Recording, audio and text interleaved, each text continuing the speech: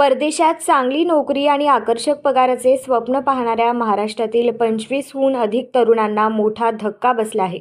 फेसबुकवरील नोकरीच्या जाहिरातींना भुलून हे युवक थायलंड मार्गे म्यानमार सीमावर्ती भागात पोहोचले.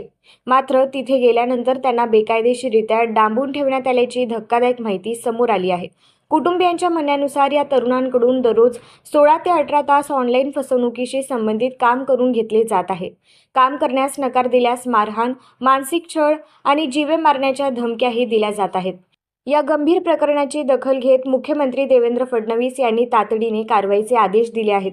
तर आपत्ती व्यवस्थापन मंत्री गिरीश महाजन यांनी अडकलेल्या युवकांशी संवाद साधून त्यांच्या सुरक्षित सुटकेसाठी प्रयत्न सुरू असल्याचे सांगितले आहे. दरम्यान सोशल मीडियावरील आकर्षक नोकरीच्या जाहिरातींवर विश्वास ठेवण्यापूर्वी संबंधित कंपनी आणि एजंटची अधिकृत पडताळणी करण्याचे आवाहन प्रशासनाने केले आहे.